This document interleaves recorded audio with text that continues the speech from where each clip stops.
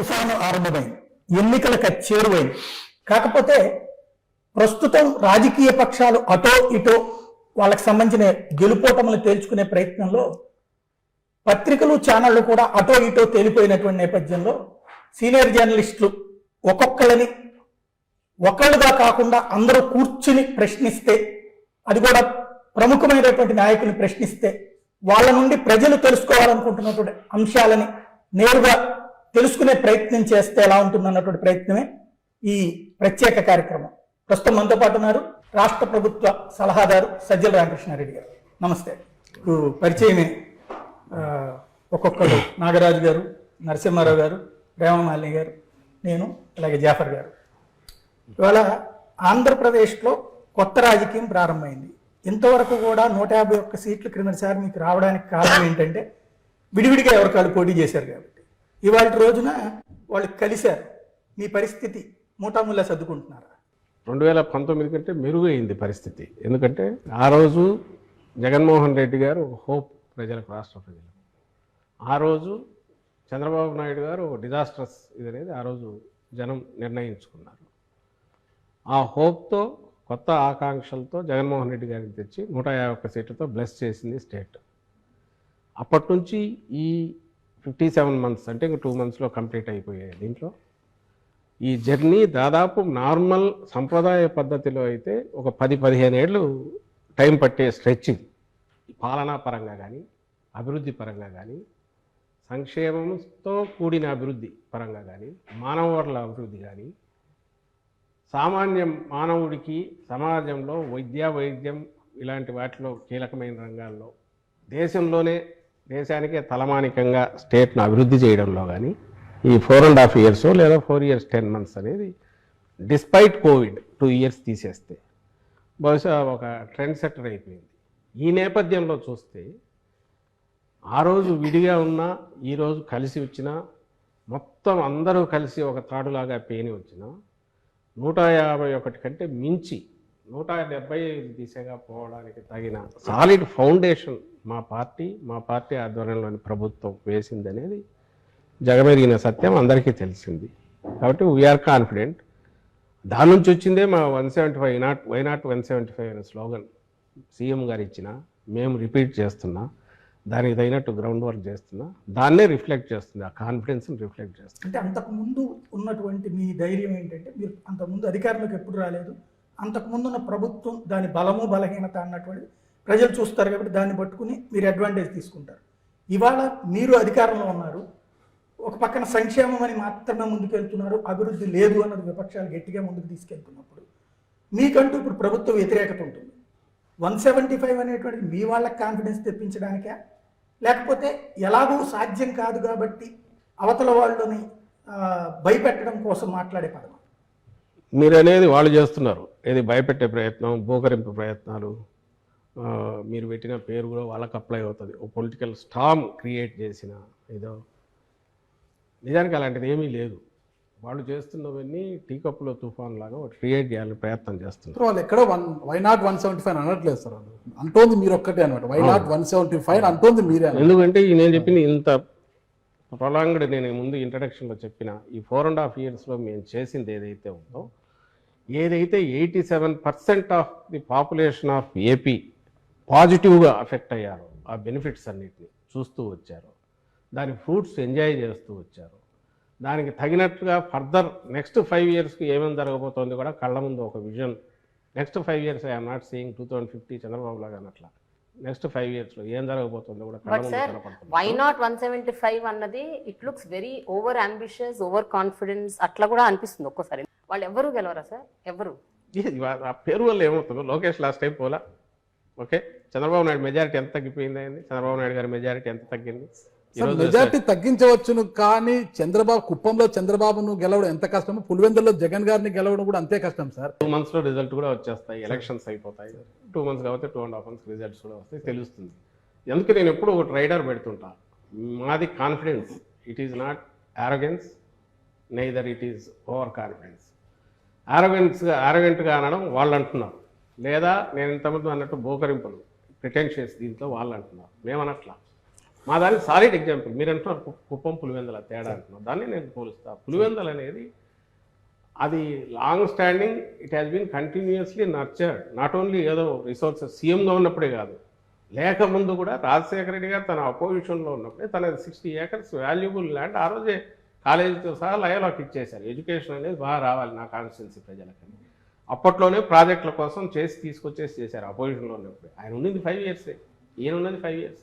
Remaining time అంతా Pulivendula develop కాకుండా పోలే. తనకున్న రిసోర్సెస్ అన్నీ పొలిటికల్గా కానీ ఇంకోరు ఎక్కడ ఉన్న టీడీపీ ఉన్న పర్సనల్ పొలిటికల్ సెంట్రల్లో ఉన్న పలుకుబడిని యూజ్ చేసినా సరే కాన్స్టిట్యున్సీని డెవలప్ చేసుకుంటూ నర్చర్ చేసుకుంటూ వచ్చారు.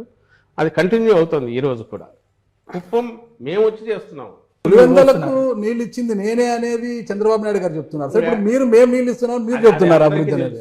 ఆఖరికి గండికోట నింపింది ఎవరు? R&R ప్యాకేజ్ పూర్తి 1000 కోట్లు 1200 కోట్లు ఎవరు పే చేశారు? పే చేసి 17 TMCలు ఫస్ట్ టైం నింపింది ఎవరు? ఆఖరికి ఎంత పెడుతున్నాము, రిజల్ట్ ఎవరు ఇచ్చామనేది, అవన్నీ గ్రౌండ్ వర్క్ అంతా రాజశేఖర రెడ్డి గారు చేశారు. ఈయన చిన్న చిన్నవి పై మెరుగుతుంది, కొన్ని స్టార్ట్ చేసిండొచ్చు. అక్కడ ఆఖరికి వచ్చేసరికి మొన్న ఫైనల్గా ఎక్కువ పెట్టాల్సి వచ్చింది, జగన్మోహన్ రెడ్డి గారు పెట్టారు. ఈరోజు రిజర్వాయర్లు ఫుల్ నిండినాయంటే అటువైపు రాయలసీమలో ఎక్కడైనా సరే.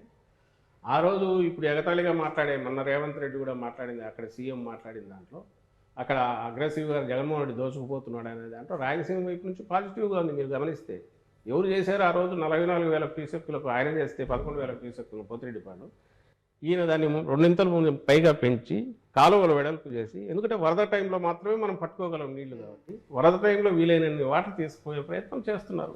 మీరు సాధించాము అంటే సాధిద్దాము అనుకోవడము లేదా కాన్ఫిడెన్స్ ఒక ఎత్తు. ఇప్పుడు ఉన్నటువంటి అనుమానం ఏంటంటే 175 గెలవాలి అంటే ఎదుటి వాళ్ళకి అంటే నేను ఈవీఎం మేనేజ్మెంట్ అని చెప్పను కానీ, లేదంటే బెదిరింపులో వాళ్ళని చేయనివ్వనటువంటి తరహా వ్యవహారాలు ఏమైనా జరగబోతున్నాయి ఆంధ్ర? ఇప్పుడు ఫస్ట్ ఇవన్నీ నేను డినై చేస్తున్నాను, ఏది మీరైతే అన్న దాంట్లో. కానీ ఏ కాన్ఫిడెన్స్ ఎక్కడి నుంచి వస్తుందంటే నేను ఇంతకుముందు అన్నదే. ఈ రాష్ట్రంలో ఉన్న వాళ్ళందరిలో నేను ఇంతకుముందు అన్నట్టు 87% of population directly they are enjoying, అన్ని రకాల ఫ్రూట్స్ ఎంజాయ్ చేస్తున్నారు. వాళ్ళ బతుకులు మారిపోయినాయి, పాజిటివ్గా టర్న్ అయినాయి, వాళ్ళ పర్చేజింగ్ కెపాసిటీ పెరిగింది. వీటన్నిటి వల్ల వచ్చిన కాన్ఫిడెన్స్. అలాగే లోకల్ బాడీస్లో మా పార్టీ పుట్టక ముందే 2014 ముందు అన్నింటిలో మేము ఫైట్ చేసాము. ఎవరు ఫైట్ చేయొద్దన్నారు? చంద్రబాబు నాయుడు గారిని ఫైట్ చేసి ఎందుకు నిలబడలేకపోయారు? జగన్మోహన్ రెడ్డి గారి కుటుంబ సభ్యులు కూడా జగన్మోహన్ రెడ్డి గారు ఓడిపోతారని చెప్తున్నారు.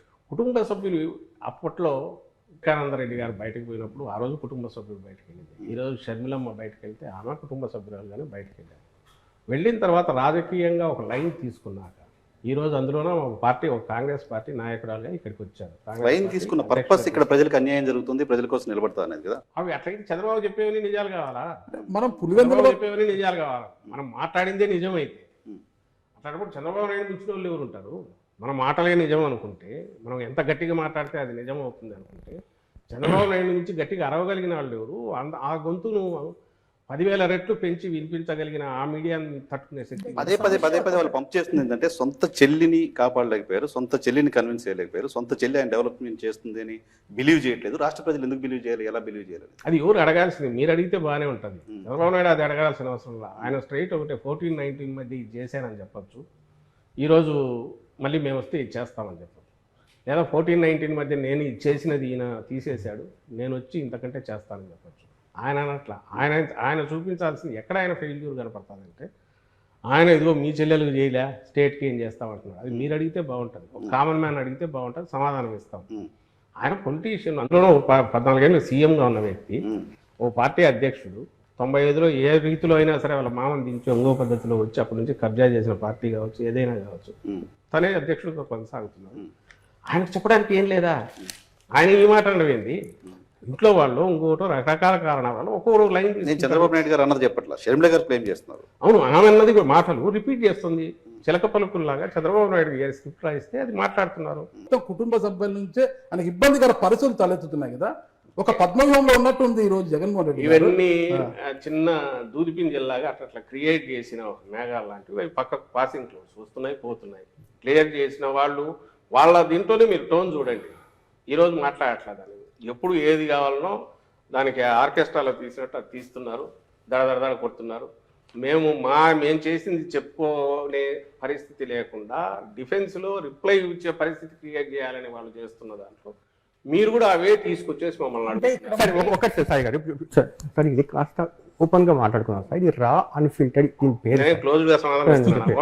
అంటే ఏ ప్రశ్నకు అడగడానికి ఆ స్వేచ్ఛ మీరు తప్పకుండా. ఇచ్చారు చెప్పచ్చు కాబట్టి కొంచెం ఓపెన్ గా మాట్లాడుకుంటాం సార్. 151 మంది ఎమ్మెల్యేలు గెలిచారు సార్. ఈ 151 మంది ఎమ్మెల్యేలకు అవసరమైనప్పుడల్లా సీఎం అపాయింట్మెంట్ దొరుకుతుందా సార్? కాస్త మనసు మీద చేపెట్టుకుని చెప్పండి సార్ ఆ విషయం. ఎన్నిసార్లు ఈ 5 years లో 151 మందికి కూడా అపాయింట్మెంట్ దొరికింది, ఇన్నిసార్లు దొరికింది అని చెప్పడానికి? ఒక్కొక్కరు 10 సార్లు 15 సార్లు అసెంబ్లీ ఉన్నప్పుడు అయితే రోజంతా కలుస్తూనే ఉంటారు. నేను అడుగుతాను, నేను ఒకటి జాఫర్, నువ్వు ఒకప్పుడు జాఫర్ రిపోర్టర్గా ఉన్న జాఫర్కు ఇప్పుడు ఒక దీన్ని నడుపుతున్నావు, ఒక టీం ఉంటుంది, నువ్వు ఎంతమందికి ఎప్పుడు అందుబాటులో ఉంటున్నావు, ఎంతమందికి ఎక్కడ తీస్తున్నావు, నీ దీన్ని బట్టి అవకాశాన్ని బట్టి చేస్తుంటావు. ఒక్కటే దీనికి గీటురాయి పెట్టుకోవాల్సింది, ఆ పార్టీ ఎట్లుంది, ఇంటాక్ట్గా ఉందా, కంట్రోల్లో నడుస్తుందా, ఆయన వాళ్ళకు అందుబాటులో ఉండడం అనేది ఏ పద్ధతిలో ఉంటాడు అనేది తనకున్న పరిమితులను బట్టి తనకున్న అవకాశాలను బట్టి డిసైడ్ చేసుకోవచ్చు. కానీ ఒకటైతే చెప్పగలను, అటెండెన్స్ రిజిస్టర్ మెయింటైన్ చేయగల కానీ అక్కడ ఉంటాయి సీఎంఓలో. మీకు కావాలంటే నేను ఎప్పుడన్నా చూపిస్తాను. రాజశేఖర రెడ్డి గారి వ్యవహార శైలిని మీరు చూసింటారు, ఒక జర్నలిస్ట్ గా చూసింటారు. ప్రభుత్వంలో ఈరోజు కీలకమైన పదవులు ఉంటూ మీరు ఈరోజు జగన్మోహన్ రెడ్డి గారి దగ్గర తీశారు. ఆ ఇద్దరి గురించి తేడా ఏంటి అంటే ఏం చెప్పగలుగుతారు ఒక్క మాటలో? ఆయన రాజశేఖర రెడ్డి గారు ప్లాన్డ్ దీనికంటే కూడా అప్పటికప్పుడు స్పందించే ప్రతిస్పందన సిచ్యువేషన్ బట్టి చేసుకుంటూ పోయేవాళ్ళం. ఈయనేమో ప్రతిదీ ఈరోజు ఒక మాట మాట్లాడాలన్నా జగన్మోహన్ రెడ్డి గారు ఆచితూచి మాట్లాడతారు. ఎందుకంటే నెక్స్ట్ 5 years తర్వాత ఎవరన్నా అడిగినా కూడా దానికి నేను సమాధానం ఇవ్వాల్సి ఉంటుంది అనే ఉద్దేశంతో జాగ్రత్తగా మాట్లాడతాను. పబ్లిక్ దీనికి సంబంధించిన వీఆర్ ఆన్సరబుల్ టు 5 crores వీటికి సంబంధించి. కాబట్టి ఒక పార్టీ అధినేతగా నేను ఎట్లా మూవ్ కావాలనే దాంట్లో చాలా ఆచితూచి వ్యవహరిస్తారు. మిగిలిన వాటిలో కూడా ఒక కమిట్మెంట్ ఏదైనా ఇస్తే దాన్ని ఇది కాకూడదు, ఆచితూచి మాట్లాడాలనేది ఈయనకుంటుంది. అది వాస్తవం సార్. ఇప్పుడు తీసుకుంటే ఒకే పార్టీలోనే మీరు తీసుకుంటే ఇప్పుడు ఒక నియోజకవర్గంలో కంటిన్యూ కావాలి, ఎందుకంటే మధ్యలో అయితే ఇబ్బంది వస్తుంది, దాని వేరే మీనింగ్ వస్తుంది. ఆ రోజు ఆయన ఉన్న పరిస్థితి తను డిఫరెంట్ ఫేజెస్ దాటుకుంటూ వచ్చినందువల్ల ప్రతిదీ హిస్టరీలో కలిసిపోతే ఫైనల్ వచ్చేసరికి ఒక ఎవాల్వ్డ్ రాజశేఖర రెడ్డి గారు, అందులోనూ ఆయన మాటల్లోనే చెప్పాలంటే పాదయాత్ర తర్వాత వచ్చిన రాజశేఖర రెడ్డి గారు, డిఫరెంట్ రాజశేఖర రెడ్డి గారు వచ్చారు. ఈ బాధ్యత మొత్తం తండ్రి హఠాత్తుగా చనిపోవడంతో జగన్మోహన్ రెడ్డి గారి మీద సడన్ గా పడింది. ఈయన తన తండ్రి డిఫరెంట్ ఫేజెస్ చూశారు. చూసిన తర్వాత ఒక మాటను మళ్ళీ వెనక్కి తీసుకోవడానికి ఎట్లా అవుతుంది, ఒక మాట కమిట్ అయ్యాక వచ్చే తర్వాత వచ్చే ఇబ్బందులు ఇవన్నీ చూశారు. కాబట్టి ప్రతి స్టెప్ దగ్గర ఆ రోజు పార్టీ పెట్టిన రోజు నుంచి ఈ రోజు వరకు కూడా అతి తక్కువ మాత్రమే ఆయన ఎక్స్ప్లెనేషన్ ఇవ్వాల్సిన పరిస్థితులు వచ్చింటాయి, మీకు తెలుస్తుంది. ఇవన్నీ ఈ తక్కువ టైంలో సాధించడానికి కారణం ఈయనకున్న పట్టుదల లేక ఏకాగ్రత కారణం కావచ్చు. దాంతో వచ్చే షూడ్నెస్ ఒకటి ఈయనకుంది. అది ఓ లీడర్ కావాల్సింది. ఈరోజు పార్టీని బతికిస్తుంది, స్టేట్ కూడా హోప్ అయింది దాని నుంచి. 2019 నుంచి ఇప్పుడు పరిస్థితి మెరుగుపడిందని మీరు చెప్పారు సార్. సో మీరు కాన్ఫిడెంట్ గా ఉందో కాదు సార్, ఇక్కడ క్యాడర్ కూడా చాలా కాన్ఫిడెంట్ గా ఉంటుంది. ఇప్పుడు దాకా మీ కోటరీలో ఉన్నారు వేమిరెడ్డి గారు, చాలా క్లోజ్ కోటరీకి ఉన్నారు సార్. ఎందుకు వెళ్ళిపోయారు సార్? మానుకుంటా మాగుంటా ఎందుకు సంతృప్తిలో పడ్డారు? కృష్ణదేవరాయలు ఎందుకు జంప్ అయిపోయారు సార్? ఇక్కడ పాత పార్టీకి సీటు ఉందో లేదో చెప్పకముందు అతను విచారణ ఎత్తేసాడు. ఇవన్నీ కాన్ఫిడెన్స్ దగ్గర బాలశౌరి గారు కూడా దూరం అయిపోయారు. బాలశౌరి అంటే క్లోజ్ కోటరీలో ఉన్నవాడు జగన్మోహన్ రెడ్డికి ఆత్మ నేనే అంటే బయటకు చెప్పుకున్నారు బాలశౌరి. ఎమ్మెల్యేలు వెళ్ళడం పర్లేదు సార్, ఎంపీ అనే ఒక వ్యక్తి సిట్టింగ్ ఎంపీలు వెళ్ళిపోతే అది మొత్తం ఆ కాన్స్టిట్యూన్సీలో ఉన్న 10-12 మిగతా అసెంబ్లీ నియోజకవర్గాల మీద కూడా ఇంపాక్ట్ చూపించే ప్రమాదం ఉంది. ఇలా 4 ఎంపీలు దాదాపు 4 సిట్టింగ్ ఎంపీస్ హ్యావ్ జస్ట్ మీరనేది అంత ఎనీ పొలిటికల్ పార్టీ అది నాది కావచ్చు ఇంకోటి కావచ్చు స్టాటిక్ గా ఉంటుంది అని అనుకుంటే అది ఒక ప్రమేయం అవుతుంది. ఉండాలని కోరుకోవడం కూడా కరెక్ట్ కాదు. ఒకటి ఫస్ట్ పాయింట్. బట్ ఇది పెద్ద జోల్ట్ కాదా సార్? ఏం కాదు, వాళ్ళకి జోల్ట్ అవుతుంది. ఎవరైతే దీన్ని ఇదే అయ్యారో జోల్ట్ వాళ్ళకి జోల్ట్ అవుతుంది. పార్టీ అనేది స్థిరంగా ఉంది. పార్టీ ఈ ఓటు ఈ రోజు ఉండే ఇప్పుడున్న పరిస్థితిలో ఈ పార్టీకి చూసేది ప్రతి ఒక్కరు జగన్మోహన్ రెడ్డి గారిని చూస్తున్నారు, ఆయన విధానాలు చూస్తున్నారు. వైఎస్ఆర్సీపీ అంటే ననాదర్ దాన్ జగన్మోహన్ రెడ్డి గారు చూస్తున్నారు. ఆయన సెలెక్ట్ చేసి ఆయన ఎంపిక చేసే ప్రక్రియలో పూర్తి డెమోక్రటిక్గా అక్కడ ఏరియా అవసరాలను పొలిటికల్ వీటిని దృష్టిలో పెట్టుకొని చేస్తున్న క్యాండిడేట్స్ ఉన్నారో వాళ్ళు గెలుస్తారు. ఎవరైతే ఈ జర్నీలో కొత్తగా వచ్చేవాళ్ళు కావచ్చు, ఉన్న వాళ్ళను ఎవరైనా మేము మార్చాల్సినప్పుడు వాళ్ళు హర్ట్ అయ్యి కొంత డెసిషన్స్ తీసుకోవచ్చు. అల్టిమేట్గా ఈ రెండు any political party cannot be A static one. ఉంటే అది స్టాగ్నేట్ అయిపోతుంది. వచ్చేవాళ్ళు వాళ్ళు స్వచ్ఛందంగా వచ్చేవాళ్ళు వాళ్ళు వస్తుంటారు, హర్ట్ అయిన వాళ్ళు ఇంకో ప్రయత్నం చేస్తుంటారు, ఇంకొక లేదా అట్లాగే ఉండి లీడర్ మీద హోప్తో ఉండేవాళ్ళు ఉంటారు. అల్టిమేట్ డిసైడ్ చేయాల్సింది, డెసిషన్ తీసుకునేది, దాని ఫేట్ డిసైడ్ చేసేది కింద పబ్లిక్ ఎవరైతే ఉన్నారో వాళ్ళు. మాకు పాజిటివ్గా డిసైడ్ చేస్తున్నారు కాబట్టి మేము ఈ స్థితిలో ఉన్నాము. అలాంటి పరిస్థితి లేదు కాబట్టి ఓ మూక మందలాగా వచ్చి జనసేన వాళ్ళు అట్లా పక్కకి వెళ్ళిపోవడము, లేదా ఓ సత్రంలో 2 రోజులు ఉండిపోయినట్టు షెల్టర్ కోసం ఉండిపోయినట్టు టీడీపీ వాళ్ళు బీజేపీలో ఉండి రేపు మళ్ళీ ఇక్కడికి రావచ్చు, అవి జరుగుతున్నాయి. అలాగే ఇప్పుడు వాళ్ళు టికెట్లు చేస్తున్నప్పుడు అక్కడ కూడా ఇలాంటివి జరిగే అవకాశం ఉంటుంది. ఆల్రెడీ మా డోర్ నాక్ చేస్తున్నారు, ఫోన్లు వస్తున్నాయి, మేము వస్తామని. వాళ్ళందరినీ ఎక్కడ అకామిడేట్ చేయలేము కాబట్టి మేము కూడా పెద్దంత రిలక్టెంట్గా ఉన్నాం. మా కాన్ఫిడెన్స్ వచ్చేది వీటన్నిటి నుంచి. వీఆర్ నాట్ నీజర్ రియాక్షన్స్ మా దగ్గర ఉండవు. మీరు ప్రజా అవసరాలు సలహాదారు, ప్రభుత్వానికి ఒక సలహాదారు, ప్రజా అవసరాలు, పార్టీకి అయితే ప్రధాన కార్యదర్శి అనుకుంటున్నాను. ఇప్పుడు ప్రభుత్వం తీసుకునే ప్రతి విధానపరమైన అంశాల్లో కావచ్చు, ప్రభుత్వ అంశాల్లో కావచ్చు, మీరు ఎక్కువ ఫోకస్ అవుతుంటారు, ప్రతిదీ మీరే అడ్రస్ చేస్తుంటారు అనమాట. అంతగా ఇంట్రెస్ట్ ఉంటే ఒక ఎమ్మెల్సీ తీసుకొని మంత్రి పదవి తీసుకొని కూర్చోవచ్చు కదా. అలా కాకుండా సజ్జల సకల అనే ఒక ప్రాస ఎందుకు తీసుకురావాలంటున్నాను సార్? ఈ సకల అనేది వాళ్ళు వేసిన ముద్ర ఫస్ట్ థింగ్. రెండోది నేను చెప్తాను, వైఎస్ఆర్ కాంగ్రెస్ పార్టీ ఇంకో పార్టీ, అది రూలింగ్లో ఉన్నప్పుడు, ప్రభుత్వంలో అదే ఉన్నప్పుడు ఆ పార్టీ విధానాలే ప్రభుత్వ విధానాలు అవుతాయా, లేక తెలుగుదేశం విధానాలు ప్రభుత్వ విధానాలు అవుతాయా? వైఎస్ఆర్ కాంగ్రెస్ పార్టీ విధానాలే ప్రభుత్వ విధానాలు అవుతాయి, అంతే కదా. ఓ పార్టీ నాయకుడిగా, సీనియర్ నాయకులుగా ఉన్న వాళ్ళము, ఫస్ట్ నుంచి ఉన్న వాళ్ళు, విధానాల గురించి తెలిసిన వాళ్ళు, వాటిని ఎక్స్ప్లెయిన్ చేసినప్పుడు దే ఆర్ అథారిటేటివ్. అది మేము కావచ్చు, ఒకవేళ ఈరోజు బొత్స సత్యనారాయణ గారు మినిస్టర్ కాకపోయినా ఆయన మాట్లాడినా, లేదా ధర్మాన ప్రసాదరావు గారు మినిస్టర్ కాకపోయినా ఆయన మాట్లాడినా, పెద్దిరెడ్డి గారు మినిస్టర్ కాకపోయినా ఆయన మాట్లాడినా, ఎందుకు వస్తుందంటే వాళ్ళ లెవెల్ ఆఫ్ మెచ్యూరిటీ, లేదా పార్టీతో ఉన్న అసోసియేషను, పార్టీ విధానాల పట్ల స్పష్టత, ఎక్స్ప్రెస్ చేయగలిగిన వీటిని బట్టి వస్తే అవి దే గెట్ ఇంపార్టెన్స్. అవి ప్రభుత్వ పాలసీలు, మావి కాక వేరే పాలసీలు, టీడీపీ పాలసీలు. ప్రోటోకాల్ ప్రకారం ఐఎమ్ నోబడి. ప్రోటోకాల్ ప్రకారం ఎక్కడన్నా అఫీషియల్ ఫంక్షన్స్లో నేను ఎక్కడ ఉండని, నేను ఉండాలని ప్రయత్నం కూడా చేయను. నేను పార్టీ ప్రోగ్రాంలో ఉంటాను, పార్టీ విధానాలు, ప్రభుత్వ విధానాలు అయిన చోట మాట్లాడతాను. ఫస్ట్ మీరు గమనించాల్సింది ఏంటంటే 10 yearsలో ఒక పార్టీని స్ట్రాంగెస్ట్ పార్టీగా నిలబెట్టి, ప్రభుత్వం సీట్ల పరంగా ప్రజలు ఇచ్చిన బ్లెస్సింగ్ ఏదైతే 151, అది మామూలు బర్డన్, బరువు కాదు. అది పవర్ ఎంతనో బరువు కూడా అంతే. 101 సీట్లు గెలిపించారంటే ఎంటైర్ స్టేట్ అంత హోప్స్ పెట్టుకుందని, వీటిని డెలివర్ చేయడానికి ఆయన రౌండ్ ది క్లాక్ ఫోకస్ పెట్టి పని చేయకుండా అయితే అసాధ్యం. నేను ఇంతకుముందు అన్న స్కీములు కానీ, లేదా ఈ 4 ఏళ్లలో 2 ఏళ్ళు కోవిడ్ తీసేస్తే మిగిలిన తక్కువ టైంలో ఇంత ఫినామినల్ రిఫార్మ్స్ కానీ, చేంజెస్ కానీ, సిస్టమ్స్లో చేంజెస్ కానీ, కొత్త సిస్టమ్స్ ఇంట్రడక్షన్ కానీ చేయగలగడం అనేది, మీరు దాంతో పోల్చినప్పుడు దానికి ఆయన సఫర్ అవుతున్నది, ఎంత టైం లూజ్ అవుతున్నాడు. మామూలు దీంట్లో పార్టీని ఒక పక్కన నడుపుకుంటూ ఇది ఎట్లా చేయగలుగుతున్నా ఆలోచిస్తే అసలు ఇది ఎట్లా చేసాడని మీకు ఆశ్రమిస్తే ఇది అసలు ఇష్యూ అనిపించదు. సార్ ఒక జర్నలిస్ట్ గా ఒక్క విషయంలో ఐ అడ్మిట్ సార్, అంటే I have seen what is happening in Andhra Pradesh, especially education లో, గవర్నమెంట్ స్కూల్స్ లో జరుగుతున్న ఒక మార్పు, రిఫర్మేషన్, ట్రాన్స్ఫర్మేషన్. రెండోది హెల్త్ డిపార్ట్మెంట్ లో ఉన్న ఫ్యామిలీ డాక్టర్ కల్చర్. మూడోది రైతుల కోసం రైతు భరోసా, వీటి వరకు, and also village volunteer system.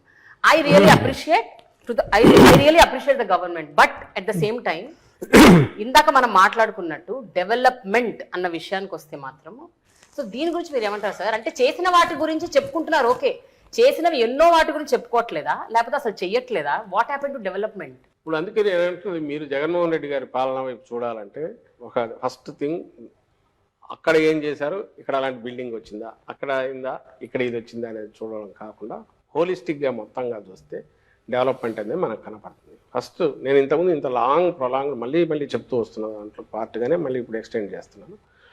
Industries వస్తున్నాయి కంటిన్యూస్, ఎంఎస్ఎంఈలు విపరీతంగా గతంతో పోలిస్తే పెరిగాయి.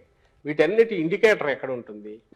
1000 కోట్లదో, 2000 కోట్లదో, 1200 కోట్లవి, అలాంటివి 10, 15, 20 దాకా వచ్చాయి.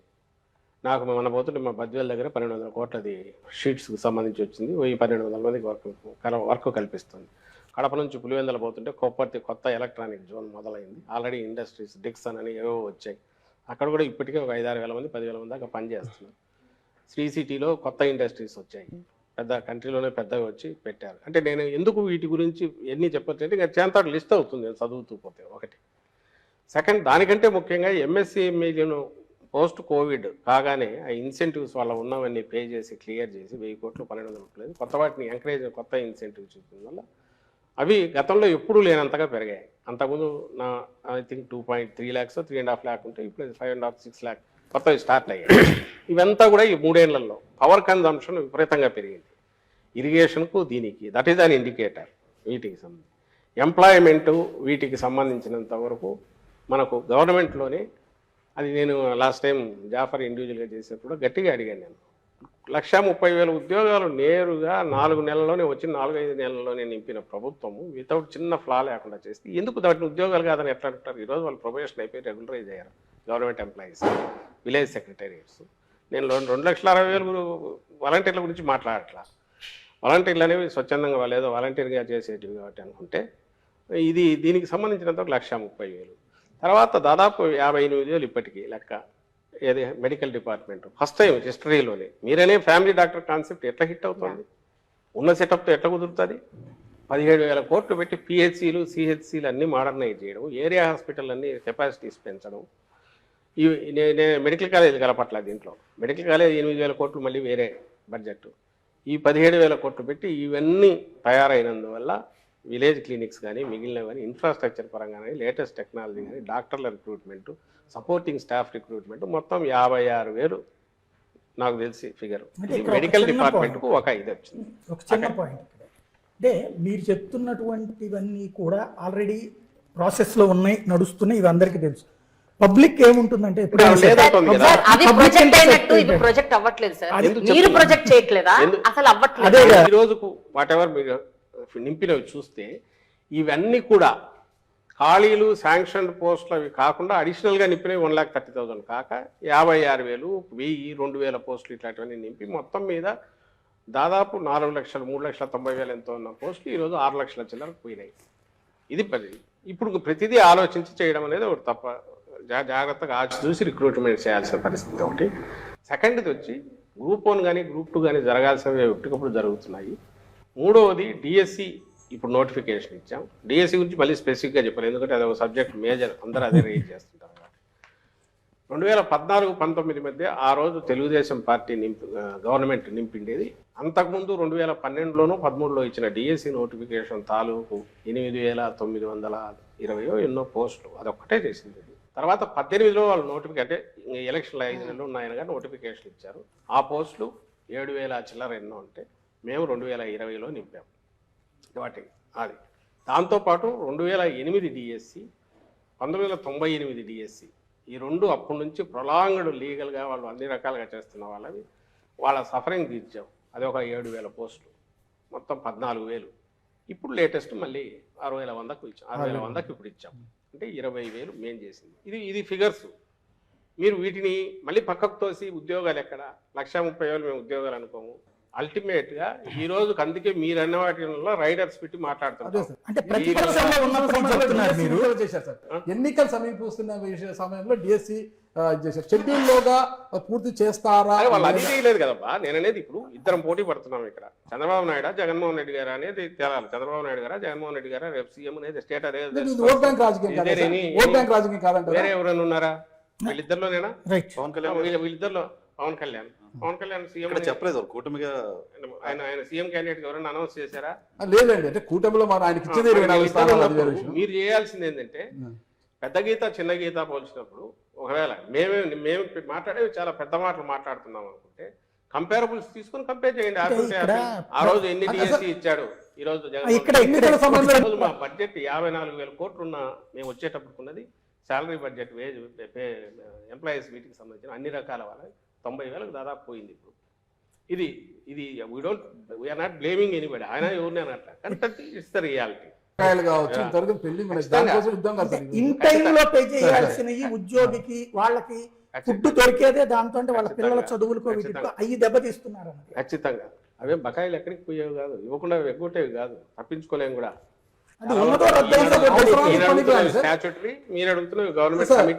అవసరానికి పనికిరాలి కదా సార్. ప్రతి ఒక్క ఉద్యోగికి జనవరిలో జూలైలో డిఏ ఇస్తారు. ఫైనాన్షియల్ గా ఉన్న పరిస్థితి కోవిడ్ వల్ల వచ్చిన దీనివల్ల మధ్యలో 2 years ఎప్పుడైతే లూజ్ అయ్యామో దీనివల్ల చాలా వరకు తలకిందులైనాయి. డిస్పైట్ ఆల్ దట్ చాలా జాగ్రత్తగా చేసుకుంటూ వచ్చినందువల్ల నేను ఇంతకుముందు మాట్లాడినవన్నీ చేయగలుగుతున్నాము. వీళ్ళే ఒకటి తీర్చుకుంటూ వస్తున్నాం. ఇప్పుడు డిఏ బకాయిలు ఉన్నాయి, పిఆర్సీ బకాయిలు ఉన్నాయి సార్. ఇప్పుడు డిఏ బకాయిలు కావచ్చు, పిఆర్సీ బకాయిలు కావచ్చు, ఆ ఉద్యోగ ప్రావిడెంట్ ఫండ్ లో జమ చంద్రబాబు దగ్గర అప్పుడు ఎన్ని బకాయిలు ఉన్నాయి? ఆ రోజు ఏమి కోవిడ్ లేదు సార్. చంద్రబాబు నాయుడు మీరు పోల్చొద్దండి. లెగసీ తీసుకొని వస్తున్నప్పుడు సార్ ఆయన- నీవు నేర్పిన విద్య నీరు ద్రాక్ష అనేది ఇక్కడ ఆయన వర్తించేస్తారు మనకు. 94,000 కోట్లున్న డెట్ ఆయన 2,60,000 కోట్లు చేశాడు.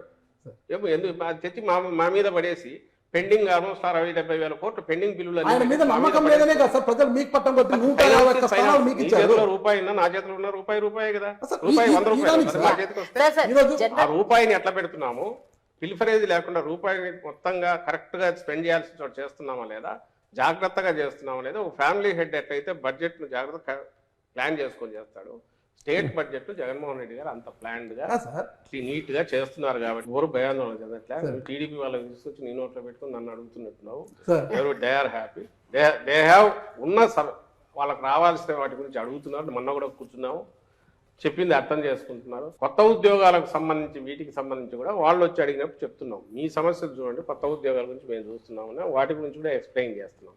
ప్రాబ్లం ఎక్కడొస్తుంది అంటే మీరు అవునన్నా కాదన్నా అపోజిషన్ ఏది చెప్తున్నారో అదే అడుగుతున్నారు. నేను ఇంతకుముందు అన్న మెడికల్ స్ట్రక్చర్ 17,000 కోట్లు స్కూల్లో అది నేను చెప్పలే, అది 16,000 కోట్లు ఎంతో దాని మీద పెట్టి స్కూల్స్ అన్ని రీవ్యాంప్ చేసి అందులో ఇదేం మేము ప్రామిస్ చేసింది కాదు. సారు ఆయన సీఎం గారు ఆ రోజు మా గౌరవ ముఖ్యమంత్రి గారు ప్రతిపక్ష నాయకుడు గాను వైఎస్ఆర్సీపీ అధ్యక్షుడు గాను మేనిఫెస్టో రిలీజ్ చేసినప్పుడు చెప్తే అమ్మఒడి మాత్రమే అది ఇచ్చి మేము కామ్గా ఉంటే ఇవన్నీ ఏం వచ్చేవి కాదు. డిస్పైట్ కోవిడ్ ఈ 17,000 కోట్లు ఒకటి చాలు మొత్తం తీసేయడానికి, అన్నీ తీసేసి హ్యాపీగా ఉంచవచ్చు. మా ప్రియారిటీస్లో జగన్మోహన్ రెడ్డి గారి ప్రియారిటీస్ వచ్చిన అవకాశం 5 ఏళ్ళు ఇచ్చిన అవకాశంలో మ్యాక్సిమం ఒక డ్రైవర్ అంటే పుష్ను ఇవ్వాలి, బేస్ వేయాలనుకున్నారు, అది వేశారు. దాన్ని మీరు అంటున్న ఉద్యోగులు కూడా అప్రిషియేట్ చేస్తున్నారు. అందుకే వాళ్ళు ఏమంటారు, సార్ అది బ్రహ్మాండంగా చేస్తున్నారు, దాంతోపాటు ఇది కూడా ఇస్తే బాగుండేది అంటున్నారు తప్ప మీరంతా బాగా జల్సాగా ఉన్నారు సార్, పవర్ ఎంజాయ్ చేస్తున్నారు, మమ్మల్ని ఎందుకు పట్టించుకోవట్లనే ఎవరన్నట్లా. వాళ్ళకు బాధ ఉంది, వాళ్ళ వేదన చెప్తున్నారు. కోపం ఎందుకు లేదు అంటే జగన్మోహన్ రెడ్డి గారు ఆయన ఖాళీగా కూర్చోలే, మీరు అన్నట్టు అందరినీ వదిలేసి విలాసాలకు ఎక్కడో తిరగట్లా, ఏదో ప్రైవేట్ లైఫ్లో ఎక్కడా లేరు. ఆయన పూర్తి పబ్లిక్ మీద ఫోకస్ పెట్టారు. అండ్ పూరెస్ట్ అమాంగ్ పూర్ను ఎట్లా వాళ్ళని పైకి తీసుకురావాలని ట్రై చేస్తున్నారు. వాళ్ళు పైకి వస్తున్నారు, కళ్ళ ముందు కనపడుతుంది. పర్చేజింగ్ కెపాసిటీ పెరిగి ఈరోజు ఎకానమీకి ఏ డ్రైవర్ పనిచేస్తుంది మనది అగ్రెసివ్ దీంట్లోకి 6% ఉంది, 11%కి ఈరోజు పోయిందంటే గ్రోత్ రేటు ఎక్కడి నుంచి వచ్చింది ఇదంతా? ఎక్కడి నుంచి వచ్చిందంటే నేను మొన్న అంతా చెప్తూ వచ్చాను, మీకు చెప్తాను. Each ward secretary, village secretary, ఒక సెక్రటేరియట్ అంటే 2,000 మంది పాపులేషన్, 2,000-2,500 చోట మినిమం అంటే 22 నుంచి 27 కోట్లు గత 4 ఏళ్లలో అక్కడికి వెళ్ళింది. ఏదో రకరకాల డీబీటీ కావచ్చు, లేదా అక్కడ వర్క్స్ జరిగిండొచ్చు. అంటే అంత లిమిటెడ్ దాంట్లో 30 కోట్లు అక్కడికి వెళ్ళే, ఆ 30 కోట్లు మళ్ళీ అక్కడే జనరేట్ అయ్యి ఖర్చు పెడుతుంటే దాంట్లోనే ఎకానమీ గ్రోత్ కూడా స్కోప్ ఇచ్చింది. ఇది అర్థం చేసుకోకపోతే మీరు వీటన్నిటికి నేను చెప్పలేము. ఐఏఎస్ల డబ్బులు కూడా కాజేసింది ఈ ప్రభుత్వం అనేది ఒక ప్రధానమైన వార్త సార్. నిజంగా ఆరోపణ. రామోజీరావు పక్కన కూడా ఇంకోటి ఏదో పెద్దది రాశాడు, రాక్షసుల మాదిరి జగన్మోహన్ అదే సార్ మద్యంతో కార్యాలయాలు పాడవుతాయి. ఆయన సితార హోటల్ అది నాన్ డిబేటబుల్ సార్, ఎందుకంటే మద్యం బాటల మీద ఉంటుంది, ఎంత ఖరీదైన బాటలు. ఈ చోజ్ లైన్ తెలుగుదేశం పార్టీ కరపత్రం లాగా తయారైన రామోజీరావు రాసే వాటన్నిటికి సంబంధించి ఈ రోజు కూడా ఫ్యాక్ట్ చెక్ అని మా వాళ్ళు ఇస్తున్నారు. ఇది ఒకటి పెట్టుకోవాల్సి వచ్చింది, రోజు ఫ్యాక్ట్ చెక్ అని ఇస్తున్నారు గవర్నమెంట్. సార్ ఇక్కడ ప్రశ్న సార్, చాలా గొప్పగా పాలిస్తున్నాము గవర్నమెంట్ అంటున్నారు, కానీ ఎలా కమ్యూనికేట్ అయిందండి నాకు తెలియదు. ఎందుకంటే వెరీ ఫ్యూ మెంబర్స్ మాట్లాడుతున్నారు sir on behalf of government. మీరు మాట్లాడుతున్న 5 కూడా వాళ్ళు పొలిటికల్ గా ఒక విమర్శకు ఇంకో ఆరోపణకు ప్రత్యారోపణలా మాట్లాడుతున్నాం. కానీ ఇంత గొప్పగా మనం స్ట్రగుల్ పెడుతున్నాము, స్ట్రగుల్ చేస్తున్నాము, ఇంత గొప్పగా పాలిస్తున్నాము అన్న సంగతి, ఆ స్ట్రగుల్ అనేది ఇంకా జనాలు తెలియలేదు సార్. ఇది ఫస్ట్ టైం చాలా మంచి అప్రిషియేట్ చేయాల్సింది ఏంటంటే ఇలా ఓపెన్ గా ఏమైనా అడగవచ్చు అని చెప్పి ఈ ప్రయత్నం ఒక 1 year బ్యాక్ వచ్చి ఉంటే ఇంకా బాగుంటుంది యాక్చువల్గా. ఎందుకంటే ప్రభుత్వం ఇంత స్ట్రగుల్ పడుతుంది. ఇందాక మీరు మాట అన్నారు సార్, ఏంటంటే మనకు ఉండే లిమిటెడ్ సోర్స్లో దానికి నీడీ పీపుల్స్కి మనం ఖర్చు పెట్టుకుంటూ పోతున్నాం మనం అంతా, ఇంకా మిగతా చోట సెకండ్ ఫేజ్లో వాళ్ళు ఖర్చు పెడతాం అని చెప్పారు. చాలా గొప్ప మాట యాక్చువల్గా. కానీ అది మీరు చెప్పకపోవడం వల్ల ఇప్పటి వరకు ఏమనుకుందంటే ఇది కేవలము బటన్ నొక్కడానికి పరిమితం చేస్తాం, వచ్చిన బడ్జెట్ అంతా ఇది సర్ప్లస్ బడ్జెట్ ఉంది ఇక్కడ అని కూడా ఒక రకంగా అంటుంది. ప్లీజ్, ఇది చాలా ఇంపార్టెంట్ ప్రశ్న ఇది. ఫస్ట్ వచ్చి మిగిలిన నాయకుల గురించి కూడా వాళ్ళు ఎందుకు ఇది చెప్పలేదన్నారు, అది తప్పు. ఎందుకు చేయట్లేదు నేను ఇంతకుముందు అన్న ఆన్సర్ అది బ్రీఫ్గా చెప్తాను. చంద్రబాబు నాయుడు గారు ఆయన స్ట్రాటజిక్ కానీ మేము చేస్తున్న డెవలప్మెంట్ మీద మేము చెప్పాలనుకున్న విషయాలు చెప్పకుండా ఒక డస్ట్ దుమ్మెత్తిపోసి వాటికి మేము ఆన్సర్ ఇచ్చుకోవాల్సిన పరిస్థితి క్రియేట్ చేస్తున్నాడు. మీ క్వశ్చన్లో కూడా ఆ క్వశ్చన్లే ఆయన రైజ్ చేసే ఆరోపణలే ఎక్కువ వస్తుంటాయి. ఎందుకు వస్తాయంటే వాళ్ళ శక్తి ఆ మీడియా పుష్ కానివ్వండి, వాళ్ళు ప్రచారం చేయగలిగిన లక్షణం వాళ్ళకు ఉన్నది. ఇటువైపు లేదు కదా ప్రొజెక్షన్ మనం ఆల్రెడీ ఇప్పుడు ఎడ్యుకేషన్ లో ఏం జరిగింది, హెల్త్ లో ఏం జరిగింది, అవి కూడా మేము అడిగాం కదా సార్. ఇప్పుడు ప్రొజెక్షన్ వాట్ ఈస్ ప్రొజెక్టెడ్? దీంట్లో బలవంతంగా మధ్యలో ఎక్కడో నేను చెప్పాల్సి వస్తుంది, ఇంత టైం ఇచ్చారు కాబట్టి. ఇదే 5 minutes లో అయితే ఏం కుదరదు, దానికే సరిపోతుంది, నేను చెప్పడానికే సరిపోతుంది. సో అదొక కారణం. సెకండ్ వచ్చి పోలవరం ఎప్పటికప్పుడు చెప్తున్నారు, మినిస్టర్ గారు చెప్తున్నారు, అంతకుముందు అనిల్ ఉన్నప్పుడు, ఇప్పుడు రాంబాబు ఉన్నప్పుడు ఎక్స్ప్లెయిన్ చేస్తున్నారు, అఫీషియల్స్ చెప్తున్నారు. కానీ మీకు తెలుసు, చంద్రబాబు నాయుడు గారు 14లో వస్తే దాదాపు 17 వరకు ఆ ప్యాకేజీ కింద పోలవరం మీరు చేసుకోవచ్చు అన్నంత వరకు ఆయన దాన్ని మొట్ల ఒకటి. అప్పటి వరకు జరుగుతున్న వాటన్నిటిలోనూ అంతకుముందు కానీ ట్రాన్స్ఫర్ అయిన కంపెనీ ఈ మధ్య వాళ్లే చెప్పారు ఎట్లా అడ్డంగా దాన్ని అడ్డం పెట్టుకుని మింగేశాడు ఆయన అనేది. వీటన్నిటిలో ఫండ్స్ అన్ని డైవర్ట్ చేసుకుని ఎట్లా తీసుకుపోయాడు అనేది వాళ్ళే చెప్పారు, మేము ముందు నుంచి చెప్తున్నాం, అది పక్కకు వెళ్దాం. ఆయన చేసిన అమిత్ షా అన్నారు ఏటీఎం లాగా వాడుకున్నారు పోలవరాన్ని కూడా అని చెప్పి బీజేపీ వాళ్ళు అన్నారు అన్నమాట. టీడీపీ మీద 151 స్థానాలు ఇచ్చారు, చాలా బాధ్యత పెరిగింది మాకు అనేసి ఇప్పటివరకు అంటున్నారు సార్. అంటే అప్పుడు 150 స్థానాలు ఇవ్వడానికి కారణము చంద్రబాబు నాయుడు గారిని 5 ఏళ్ళు చూశారు కాబట్టి ఆయన మీద ఒక అసంపూర్తి కావచ్చు, వ్యతిరేకత కావచ్చు పూర్తి స్థాయిలో వచ్చింది. అప్పటి వరకు జగన్మోహన్ రెడ్డి గారు ప్రజల మధ్యలో ఉన్నారు. అంతకుముందు ఓదార్పు కావచ్చు, తర్వాత పాదయాత్రతో ప్రజల మనసులు దోచుకొని ప్రజల మధ్యలోనే ఉన్నారు కాబట్టి ఆ ప్రేమతో 151 స్థానాలు ఇచ్చారు ప్రజలు మీకు. ఆ 151 స్థానాలు ఇప్పుడు నిలబెట్టుకోవడానికి 170 పక్కన పెడదాం, ఉన్న 150 స్థానం నిలబెట్టుకోవడానికి ప్రధానంగా మీకు అనుకూలించే అంశాలు అన్ని రంగాల నుంచి ఏమున్నాయంటారు సార్? ఆ రోజు ప్రజల మధ్య ఉన్నారు, ఇప్పుడు ప్రజల హృదయాల్లో ఉన్నారు నేరుగా. ఎలా ఉన్నారు మొత్తంగా మీరనే వాటి వల్లే మొత్తం హోలిస్టిక్ అప్రోచ్ వల్ల ప్రతి పేద కుటుంబాన్ని వాళ్ళ జీవితాన్ని టచ్ చేశారు. దేని రకంగా అంటే మౌలికంగా వాళ్ళకు కావాల్సిన అవసరాలన్నీ కూడా ఏదైతే అత్యంత కాస్ట్లీనో విద్య, వైద్యం, తర్వాత మనకు అగ్రికల్చర్ అనేది కోర్ 60-70% దాకా దాని మీద డిపెండ్ అయ్యి ఈ మూడింటిని ప్రియారిటీ మీద అడ్రస్ చేశారు. ఇంతకుముందు మీ క్వశ్చన్లోనే వచ్చినట్టు హెల్త్ అనేది ఈరోజు ఒకప్పుడు ఫ్యామిలీ డాక్టర్ అంటే ఉన్న వాళ్ళకి ఇంటికి వచ్చి చూడడం అనేది ఒక లగ్జరీ. డిస్పైట్ దట్ మళ్ళీ కావాలంటే నేను అపోలోకు అక్కడికి వెళ్ళాలి. ఈరోజు అపోలో లాంటి ఇక్కడ టెర్షరీ కేర్ ఉన్న జనరల్ హాస్పిటల్ను స్పెషలిస్ట్, సూపర్ స్పెషలిస్ట్ను, కింద ఉన్న పిహెచ్సి డాక్టర్ను కూడా లింక్ చేసే సిస్టమ్ డెవలప్ అయింది.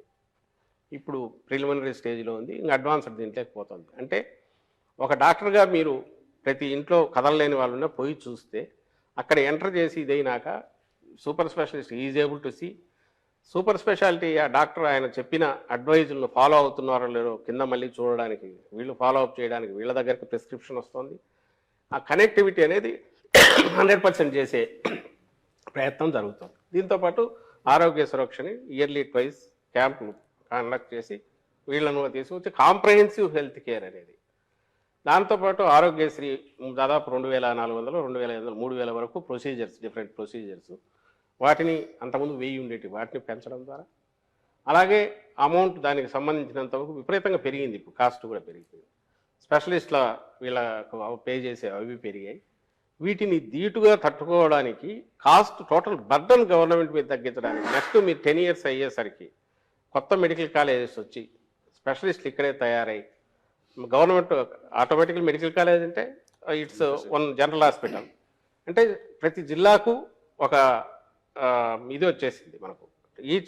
ఇప్పుడు పార్లమెంట్ జిల్లా అయినందువల్ల ఓ పార్లమెంట్ పరిధిలో ఒక జనరల్ హాస్పిటల్ వస్తుంది. General hospital is nothing but it's equal to అపోలోనో ఇంకో దానిలో సూపర్ స్పెషాలిటీస్ అంటే పిహెచ్సి నుంచి విలేజ్ క్లినిక్ దగ్గర నుంచి ఇక్కడి వరకు కనెక్షన్ ఇచ్చింది. First it's not just free medicine, it's not just free medicine, comprehensive state of the art ఈరోజు ఎక్కడ అందుబాటులో ఉన్నా అవి తెచ్చే ప్రయత్నం చేసి సక్సెస్ఫుల్గా ఇంప్లిమెంట్ అవుతుంది. రెండవది విద్య. నేను డీటెయిల్ దానికి పోనక్కర్లే, మీరే చూస్తున్నారు, మీ మాటల్లోనే మీరే అన్నారు ఎట్లా ఇది ఉందని. దీంతోపాటు ఇది చదివిన తర్వాత పైకి వెళ్ళాలంటే ఎట్లా, బయట స్టేట్కి వెళ్ళాలంటే ఎట్లా, దానికి అవసరమైన దానికోసం సిబిఎస్ఈని ఈరోజు ఐబీతో ఒప్పందమని ఇవన్నీ ఏవి చేయాల్సిన అవసరం లేదు. జగన్మోహన్ రెడ్డి గారు can get more free time, more he can concentrate, పబ్లిక్లో తిరుగుతూ ఉండొచ్చు, ఇంకోటి చేయొచ్చు. బట్ ఎండ్ వచ్చి ఇది చేసిన తర్వాత ఓ 10 ఏళ్ల తర్వాత ఈ పిల్లాడు చదువుకొని గ్రాడ్యుయేట్ అయిన తర్వాత ఎక్కడికి పోగలడు, ఏం చేయగలడు, మనమే ఫేస్ చేస్తున్నాం. ఈరోజు నేషనల్ దీనికి పోతే మనం కంప్లీట్ చేయాలంటే మదర్ టంగ్ దీనిలో మనం తెలుగులోనే మాట్లాడాలి, ఇబ్బంది పడుతున్నాం. ముందు ఆ షైనెస్ నుంచి బయటపడాలా, గ్లోబల్ సిటిజన్గా గ్రో కావాలా అనేదానికి ఫౌండేషన్ వేసారు. ఇవన్నీ నిజానికి అనవసరం. చాలామంది చెప్తుంటారు, ఎందుకు ఇంత మీరు తపన పడుతున్నారు, మీరు ఇచ్చిన ప్రామిసుల్లో కొన్ని ఇప్పుడు చేస్తే సరిపోయేది కదా. కాదు, ఆ ఫౌండేషన్ వేస్తేనే ఏం చేస్తున్నాం అనేది తెలుస్తుంది. ఎందుకంటే మనకి ఇచ్చింది 5 years మరి ఇది తీర్పు ఇచ్చింది, అంతవరకే మనం ఇది చేయాలని చెప్పి చేశారు. వీటన్నిటి ఫాలో అప్ అనేది సరే హెల్త్ లో మీరు తీసుకొచ్చిన రిఫార్మ్స్ అద్భుతం సార్. సంక్షేమ నో డౌట్ పథకాల ద్వారా ఒక్క విషయం చెప్పండి సార్, సంక్షేమ పథకాల ద్వారా సార్ ఇక్కడ షార్ప్ కడతాం సార్. ఇప్పుడు ఏదైతే జగన్మోహన్ రెడ్డి గారి మానస పత్రికలు ఉన్నాయో, ఆర్బీకేలు కావచ్చు, సచివాలయ భవనాలు కావచ్చు, విలేజ్ క్లినిక్లు కావచ్చు, ఇవన్నీ నిర్మించింది. భవనాలన్నీ నిర్మించడం వల్ల అక్కడ ప్రాపర్టీస్ కూడా పెరిగాయి సార్. మంచి ఒక ప్రాపర్టీని మీరు క్రియేట్ చేసినట్టు అయింది సార్. ఇక్కడ ఒక మెయిన్ పాయింట్ ఏంటంటే, మీరు పెట్టేది, తిట్టేది, కొట్టేది 3 లెక్కలోకి వస్తాయి. ఇప్పుడు మీరు పెట్టినవి చెప్పుకుంటున్నారు. పాయింట్ ఏంటంటే, మిడిల్ క్లాస్ మీద ఈ బర్డెన్ పెరుగుతున్నటువంటిప్పుడు మిడిల్ క్లాస్ కంటూ మీ నుంచి అసలు ఏముంది? మంచి క్వశ్చన్ మీరు చేసింది. జగన్మోహన్ రెడ్డి గారు జస్ట్ పొలిటీషియన్ లాగానే ఉంటే సమస్య లేదు. ఎత్తులు పై ఎత్తులు వేసుకుంటా ఎలక్షన్ టైంకి అప్పటికప్పుడు ఆలోచించి ఎవరితో ఎట్లా కలిసి రావాలనుకుంటే అది అది అది అది అంత కష్టం కాదు. ఆయన రిఫార్మర్ లాగా వ్యవహరించడం వల్ల ఈరోజు మీరనేవి వస్తున్నాయి కొన్ని. అంటే ఎక్కడ బియాండ్ లిమిట్ పోకూడదు, ఉన్న దాంట్లోనే జాగ్రత్తగా ఆలోచన చేస్తూ లాంగ్ టర్మ్ వేయాలి, షార్ట్ టర్మ్ ఇమీడియట్ రిజల్ట్ చూపించాలి అని ఇది టూ అంబిషియస్ ఈయన పెట్టుకున్నది. స్ప్రెడ్ చాలా పెద్దది. But at the same time మీకు పునాదులు ఎట్లా వేస్తున్నారో చెప్తున్నాను. ఈ డిసెంబర్ నుంచి మీకు సెకీ నుంచి ₹2.49 పవర్ వస్తుంది, ఏది ఫార్మ్ సెక్టర్కి సంబంధించి. దీని ఇంపాక్ట్ కనీసం ₹3-4 సేవ్ అవుతుంది పర్ యూనిట్ కాస్ట్. ఇన్నాళ్ళు ఫార్మర్స్కి ఇస్తున్నాం, ఫ్రీ పవర్ ఇస్తున్నాం సార్. రాజశేఖర రెడ్డి గారి కంటే అప్పుడే మొదలు పెట్టారు. తర్వాత వచ్చిన వాళ్ళు ఎవరు ఇంత బరువు ఎంతకాలం ఏ స్టేట్ అయినా భరించగలదని ఎవరు ఆలోచించలే. ఈయన దీనికి విరుగుడు ఏదన్నా ఉందని చెప్పి సోలార్ దీనికి వెళ్ళి సోలార్ దాని నుంచి టైఅప్ చేసి ఫార్మర్స్కి చేసి పెడుతున్నారు. దానివల్ల ఏమవుతుంది, ఫార్మర్కి ఇచ్చే వాటెవర్ పవర్ కాస్ట్ ఎప్పుడైతే తగ్గుతుందో దానికి క్రాస్ సబ్సిడీ ఇవ్వాల్సింది తగ్గుతుంది. దీని ఎఫెక్టు వచ్చే సంవత్సరానికి మీకు తేడా కనపడుతుంది. అంటే పాయింట్ ఏంటంటే, మీరు ఇది చూసినా హాస్పిటల్స్ చూసినా ఏదైతే స్టేట్ మీద సంక్షేమ పథకాల వల్ల పూరర్ సెక్షన్స్ అన్నీ మింగేస్తున్నారు డబ్బులన్నీ అని ఉన్న అపవాదు కానీ అపోహ కానీ ఎనీ గవర్నమెంట్ మీద ఉన్నదాన్ని తీసేసి వాళ్ళకు కావాల్సిన మనం ఈ సబ్సిడీ ఇస్తున్నారు అది తగ్గించే ప్రయత్నం లాంగ్ టర్మ్ వ్యూతో ఈయన చేస్తూ వస్తున్నారు. చేయకపోతే ఈ అవసరం రాదు. ఎడ్యుకేషన్, ఐటీ ఇప్పుడు అన్ని ఒకేసారి మాట్లాడకపోవడం వల్ల కొన్ని ప్రశ్నలు వచ్చి మధ్యలో ఇంటరప్షన్ చేయడానికి అవకాశం దొరకలేదు. ఇప్పుడు హెల్త్ గురించి కొన్ని రకాల ప్రశ్నలు సార్ అద్భుతంగా చేశారు సార్. చిన్న కాంప్లిమెంట్ కూడా ఇస్తున్నాను సార్, థ్యాంక్స్ అని చెప్పండి సార్, చాలా బాగుంది సార్.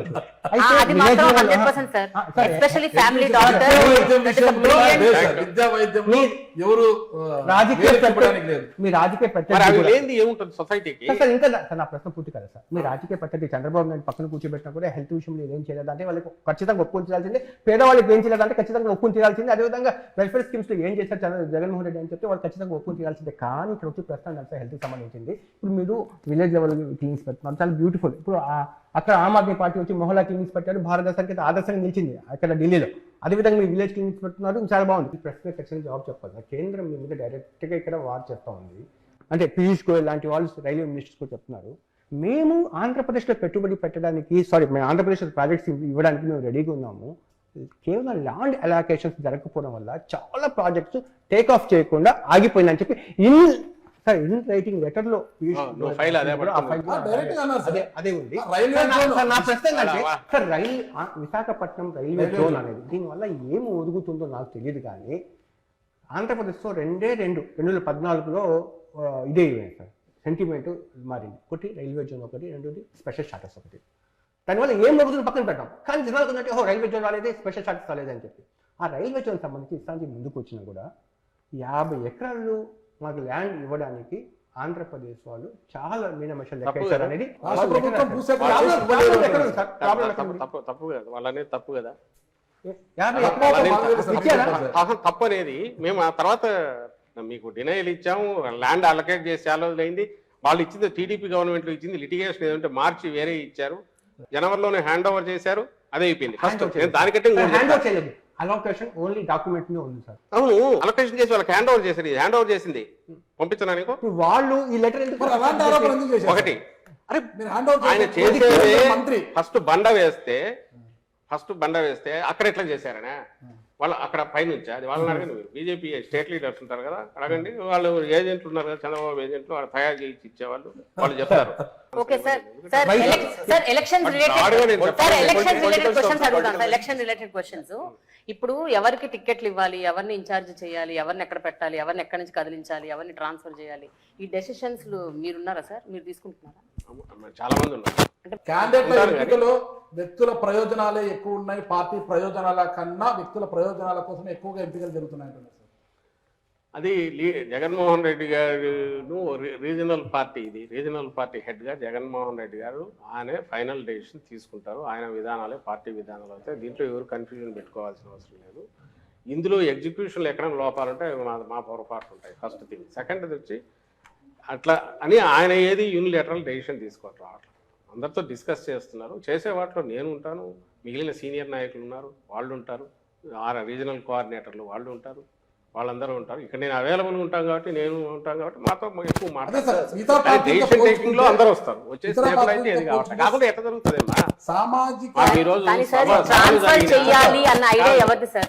ట్రాన్స్ఫర్స్ చేయాలి అన్న ఐడియా ఎవరు? ఈరోజు గంటా శ్రీనివాసరావు ఆయన చీపురుపల్లి ఇవ్వమంటున్నా అంట చంద్రబాబు నాయుడు. లాస్ట్ టైం అక్కడ నుంచి సార్ 1 or 2 ర్యాండమ్ ఉదయం సార్, మీరు మొత్తం చాలా మంది చేస్తున్నారు. ఇక్కడ అంటే ఇక్కడ చెల్లని రూపాయలు అక్కడ చెల్లిస్తాము అని తీసుకున్న నిర్ణయం ఎవరిది అంటారు సార్? కాదు, ఇప్పుడు ఇక్కడ చెల్లైనా అక్కడ చెల్లిస్తామని ఎట్లా చేశారని క్వశ్చన్ చేసింది ఎవరి దగ్గర నుంచి ఫస్ట్ వచ్చింది? మీరు ఎవరి దగ్గర నుంచి విని అడుగుతున్నారనేది మీకు తెలుసు, తెలుసు.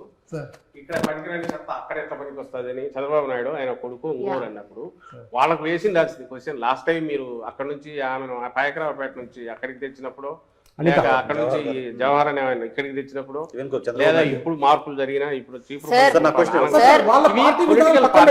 మన పార్టీ విధానాలే చూద్దాం. ఇక్కడ మాకు విధానం అల్టిమేట్లీ ఎలక్షన్స్ లో ఎలక్షన్ టీం ఎట్లుంది, ఫైనలీ ఎంటైర్ టీం పర్ఫెక్ట్ గా ఉందా లేదా అనేది లీడరు మిగిలిన లీడర్లతో చర్చించి పార్టీ తీసుకుంటుంది. అది ఆ పార్టీ ప్రెరాగేటివ్. ఒకటే జాబితాలో వాళ్ళు 99 సార్, 94 జనసేన 5 సార్. అర్థం కావట్లా. మేము అనౌన్స్ చేసే టైం వాళ్ళు మొదలు పెట్టలా. ఏం పెద్ద మొత్తంలో మార్చి 15th మేము 2019 ఒకేసారి మొత్తం అనౌన్స్ చేసాము. ఎలక్షన్లు ఎప్పుడు 10 నెలలు కూడా లేవు. మరి ఆ రోజు ఎందుకు ఒకేసారి అనౌన్స్ చేశారంటే మా కాన్ఫిడెన్స్ తో మేము చేసాం. ఈ రోజు మేము చేసాం, వాళ్ళు చేయలే. ఎవరు అంటే సీట్ లెక్క పెట్టుకుంటారా? మాది 175 మేము సిద్ధం. మేమైతే మార్చలేదో వాళ్ళు ఉన్నట్టు, ఎవరైతే మార్చట్లేదో వాళ్ళు ఉన్నట్టు, మార్చిన చోట మారుతుంటారు. నా క్వశ్చన్ అదే సార్. ఇప్పుడు ఇచ్చిన కొత్త ఇన్ఛార్జ్ అంతా క్యాండిడేట్స్ ఎవరు? ఇప్పుడు మీరు ప్రకటించిన కొత్త ఇన్ఛార్జ్ అందరూ క్యాండిడేట్స్. మారిన వాళ్ళు క్యాండిడేట్స్. ఇప్పుడు మారిన వాళ్ళు ఎవరున్నారో వీళ్ళు క్యాండిడేట్స్ అవుతారు. సిట్టింగ్ సిట్టింగ్ ఎవరున్నారో వాళ్ళు ఉంటారు. వీళ్ళలో ఏమైనా చేంజెస్ ఉంటే మాకు వెళ్ళాక వస్తాయి. కానీ ఫైనల్ దీనికైతే ఓ లిస్ట్ అయితే ఫైనల్ గా అనౌన్స్ చేస్తాం. ఫైనల్ లిస్ట్ టోటల్ గా 175 అనౌన్స్ చేస్తాం. అన్ని చేంజెస్ ఉండవు కాబట్టి, ఉండని కూడా అనౌన్స్ చేయాలి కాబట్టి ఫైనల్ గా ఓ లిస్ట్ అనౌన్స్ చేస్తాం. సజ్జల రామకృష్ణారెడ్డి గారు అంటే వైఎస్ఆర్ కాంగ్రెస్ పార్టీలో ట్రబుల్ షూటరా, ట్రబుల్ మేకరా? గవర్నమెంట్ లో అడ్వైజర్ అనేది నాకు సంబంధించిన కొంచెం ఫ్లెక్సిబిలిటీ కోసము, విధానాల పరంగా ఎక్కడైనా చర్చలు జరిగినప్పుడు పార్టిసిపేట్ చేయడానికో గవర్నమెంట్ లెవెల్లో ఇది కావడానికి పనికొస్తుంది తప్ప దీనివల్ల కిరీటం ఏం కాదు. పార్టీ ప్రధాన కార్యదర్శి జగన్మోహన్ రెడ్డి గారికి ఉన్న పేరు ఏంటంటే ఇప్పటి వరకు ఆయన నమ్ముకున్న వాళ్ళని వదులుకోడు, అట్లా స్టికాన్ చేసి పట్టుకొని ఉంటారు అని. కాపు రామచంద్రారెడ్డి గారు ఆయన పార్టీ పెట్టినప్పటి నుంచి ఉన్నారు. ఆళ్ళ రామకృష్ణారెడ్డి గారు, ఇంకా చాలా పేర్లు చెప్పగలరు.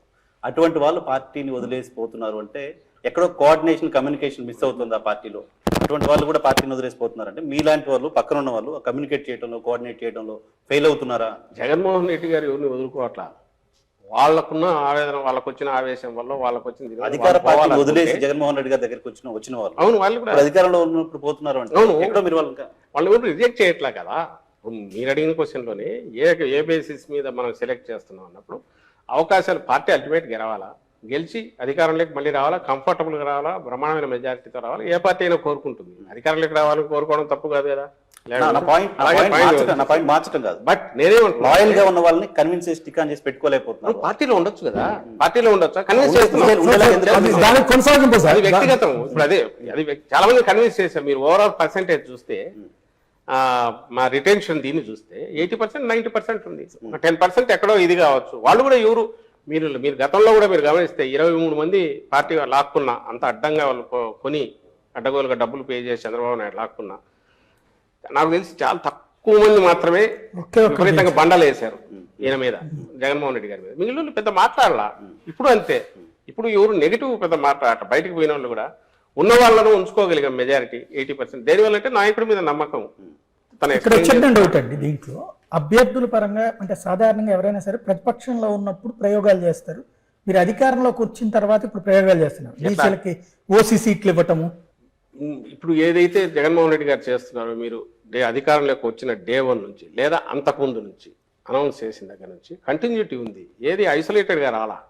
బీసీ డిక్లరేషన్ అని చేసినా, ఆ రోజు సీట్లు పెంచాలని చూసినా, ఆ తర్వాత అధికారంలోకి వచ్చిన రోజు నుంచి స్టెప్స్ వేసుకుంటూ పోయింది చూసినా, చట్టం చేసి నామినేటెడ్ పోస్టులో వీళ్ళకు 50% ఇవ్వాలని, మహిళలను మర్చిపోయారు, మహిళలను పెట్టాలన్నా.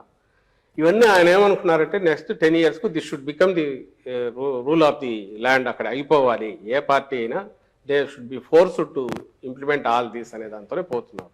రెండో పాయింట్, వీటన్నిటి కల్మినేషన్ లేదా దాన్ని ఏమంటాం కొసరలాగా వచ్చేది ఏదైనా ఉంటే విజయం. ఎలక్షన్ల విజయం టార్గెట్గా అయితే ఆయన పనిచేయట్లా, డే 1 నుంచి పనిచేయట్లా. నేను చేసిన పనులు ఖచ్చితంగా జనం బ్లెస్సింగ్స్ ఇచ్చేట్టు చేస్తాయనే విశ్వాసం. ఎన్నికల ఓరియంటేషన్ అయితే ఇట్లా ఇవన్నీ ఎందుకు చేస్తాడు?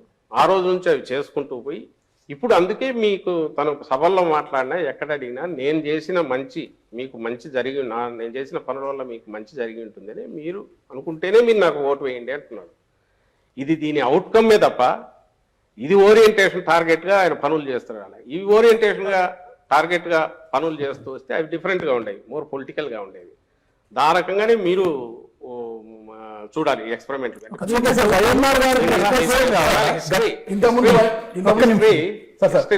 ఎలక్షన్ల తర్వాత గెలుపోవటం అనేది ఆయన ఇప్పుడు కూడా అంటుంటారు, మనం చేయాలనుకున్నది సిన్సియర్గా నమ్మి చేశాము, ఈ రిజల్ట్ ఎట్లన్నా ఉంది. రిజల్ట్ బ్రహ్మాండంగా ఉంది నేను ఎందుకు అనుకుంటున్నామంటే తెలుస్తుంది కాబట్టి మాకు వచ్చే రెస్పాన్స్. సంక్షేమ పథకాలు ఆపితే మాత్రం మనకు ఓటు బ్యాంకు గండి పడుతుంది అనే ఒక అభద్రత భావన చేస్తున్నారా? అలా మంచి క్వశ్చన్ నువ్వు అడిగింది. అది ఎప్పుడు వస్తుందంటే ఈ టోకెన్ గా ఓన్లీ నేను ఇంతకుముందు అన్నట్టు అమ్మఒడి, రైతు భరోసా అవన్నీ ఇచ్చి చేతులు దులుపుకుంటే మీకు అందరికి ఇచ్చాను, దాన్ని పెంచొచ్చు కూడా కొంచెం చేసేస్తే అడికి అయిపోతుంది. అంటే డోలౌట్స్ అంటాం, తాయిలాల్ లాగా ఏదో లైక్ ఇప్పుడు గ్యాస్ సిలిండర్లో లేక బస్సులో ఫ్రీ ఇదో ఇలాంటివి, అవి టెంపరీగా అప్పటికప్పుడు ఉపయోగపడేవి. అలాంటివి చేస్తే మీరు అనేది కావచ్చు. ఈయన కంటిన్యూటీ, నేను అమ్మఒడితో మిగిలినవన్నీ ఆయన చెప్పినవి కాదు, అమ్మఒడి ఒక్కటి ఇచ్చినందువల్ల ఎప్పుడైతే కుదరదు అనుకున్నాను. ఎందుకంటే ఆ పిల్లలు అక్కడికి పోతే ఆ స్కూల్కి పోలేరు, కాన్వెంట్కి పోతే కాస్ట్ ఎక్కువ. కాబట్టి మన స్కూల్లే రెడీ కావాలని చెప్పి 15,000 కోట్లు పెట్టాడు కదా, అక్కడ ఆయన విజన్ కనిపిస్తుంది. నాట్ వల్ల ఏదో అది ఊరికే సంక్షేమం అనేది కనుక కాదు. దాంతోపాటు వస్తున్న స్ట్రక్చర్స్ ఇవన్నీ లోకల్ వర్క్లో భాగం. ప్రతిదీ ఈ సంక్షేమం నుంచి ఫ్యామిలీ డెవలప్ అవుతుంది, ఫ్యామిలీ ఓరియంటెడ్గా ఏదైతే మనం చేస్తున్నాం సంక్షేమం, దాంతోపాటు సొసైటీ డెవలప్ అవుతుంది. పవన్ కళ్యాణ్ గారు బలవంతుడా బలహీనుడా? పవన్ కళ్యాణ్ బలవంతుడిగా చూస్తున్నారా బలహీనుడు? బలవంతుడు జనం చూడాలా, మాకేం బలవంతుడు కానప్పుడు అంత టార్గెట్ ఎందుకు చేస్తున్నారు? పవన్ చేస్తున్నాం చంద్రబాబుకు సంబంధించినంత వరకు ఆయన what ever he has the capacity ఉన్నది, తన అభిమానులు కావచ్చు లేదా తన మీద ఆశ పెట్టిన ఆయన సామాజిక వర్గాల కావచ్చు, తనకేదో మా దగ్గర నుంచి ఒక టాప్ పొజిషన్ పోతున్న వాళ్ళు కావచ్చు, ఆ క్లౌట్ ఏదైతే ఉందో విచ్ అర్లియర్ లాస్ట్ టైం నిలబడినప్పుడు కొన్ని కాన్స్టిట్యున్సీస్లో అక్కడక్కడ స్కాటర్ అయి కనిపించిందో గోదావరి జిల్లాలో, అక్కడ వాళ్ళకు సంబంధించి ఇవన్నీ గుత్తమొత్తంగా తీసుకెళ్లి చంద్రబాబు నాయుడుకు అప్పచెప్పాలని చూస్తాడు. చంద్రబాబు నాయుడు దానివల్ల బెనిఫిట్ అవుతున్నారు కాబట్టి పాయింటెడ్గా చెప్తున్నాము. రెండవది ఏ క్వశ్చన్లో చెప్పాము, పవన్ కళ్యాణ్ గారు ఆబ్జెక్టివ్ గానో ఇంకో రకంగానో విమర్శలు చేయట్లా. చంద్రబాబు నాయుడు ఏది ఇస్తే దాన్ని స్క్రిప్ట్ చదువుతున్నాడు ఒకటి, దానికి మించి కూడా అడుగులు వేసి ఆయన ఏ రోజు అధికారంలోకి రావాలనుకునే ఇది కానీ దాని తగినట్టు పార్టీ నిర్మాణం కానీ చేయకుండా నేను అధికారంలోకి వస్తే చేస్తానన్నప్పుడు ఎగతాళి చేస్తారు, ఇంకోటి అడుగుతున్నారు పొలిటికల్గా. అది తప్పకుండా హీ హాస్ టు ఫేస్. అసలు పొత్తుల కోసం ఇది ప్రయత్నం అనేది జగన్మోహన్ రెడ్డి గారు ఈ రోజు గారు మళ్ళీ గారు రేపు కూడా చెప్తున్నా, ఆయన ఎప్పుడు పొత్తుల కోసం అయితే ప్రయత్నం చేయరు. ఎందుకంటే ఆయన పాలసీ ఒక్కటే, ప్రజలకు మనం జవాబుదారీగా ఉండాలా, మన పార్టీ జవాబుదారీగా ఉండాలా. నలుగురితో పెట్టుకుంటే ఎవరి తరపున మనం వకాలు తప్పించుకుంటాము, జనానికి ఎట్లా చెప్తాము. అందువల్ల వాళ్ళు కూడా అట్లే చేయాలి ఆయన కోరిక. పవన్ కళ్యాణ్ గారు కూడా 175 సీట్లలో తన మనుషులను పెట్టి ఇన్ఛార్జీలు పెట్టి ఒక పార్టీగా ఎదిగి కంపీట్ చేసి పోటీ పడి రాగలిగితే మంచిదే. That would be healthy democracy అని. అట్లా కాకుండా అతుకులు వేసుకొని రావడం కరెక్ట్ కాదు. సార్ మీరు ఆ నాటికి ఈ నాటికి ఒకసారి పోల్చి చూస్తే how have how has the scenario change sir with respect to journalism and politics? ఈ మధ్య కాలంలో attacks on journalist, attacks on ఒక particular media house affiliated to one political party, ఇవన్నీ జరుగుతున్నాయి. So how do you look at the current scenario? మన తెలుగు దీనికి సంబంధించినంత వరకు రామోజీరావు గారు మొదలుపెట్టిన తర్వాతనే ట్రెండ్ అంతా మారిపోయింది. ఆయన వచ్చినాక చేస్తూ వచ్చారు. ఆయన వన్స్ ఈ స్టార్టెడ్ ఎంజాయింగ్ దాని మీడియా పవర్, ఎప్పుడైతే తెలుగుదేశం పార్టీ ఫ్లోట్ అయ్యాక టికెట్లు అక్కడ డిసైడ్ అయ్యాయో, స్పీచ్లు అక్కడ తయారవుతూ వచ్చాయో, పార్టీ అక్కడ నుంచి ఇది చేస్తూ వచ్చిందో, అప్పుడు పవర్ అనేది తెలిసింది, మీడియా పవర్ అన్నమాట. ఆ తర్వాత ప్రతి ఒక్కరూ పెట్టడము అలాంటిది ఏదో దానికి ధీటుగా ఉన్నామనుకోవడం జరుగుతూ వచ్చింది. తర్వాత మీరు ఇంకా టెలివిజన్ రావడము, 24/7 ఛానల్స్ రావడం, ఇంత జరిగిన తర్వాత ఈరోజు మీడియా అనేది అక్కడ నుంచి దిగి ఇన్స్టిట్యూషన్ దగ్గర నుంచి దిగి ఇండివిజువల్కి వచ్చింది. ఇప్పుడు individual he feels his opinion. ఒకప్పుడు ఎడిటోరియల్ కోసం చూసేవాళ్ళు, 2 రోజులు లేట్ అయినా ఏం రాస్తారో, ఎందుకంటే ఇన్ఫార్మ్డ్ ఒపీనియన్ అక్కడ నుంచి వచ్చేది. ఇప్పుడు యూ హ్యావ్ గూగుల్, వైడ్ ప్రపంచం అంతా మీ దగ్గరే ఉంది. కొడితే ఓ పేపర్లో వాళ్ళకి ఏమొస్తుందో మీకు అదే వస్తుంది. యూ ఆర్ ఏబుల్ టు అనంతపురంలో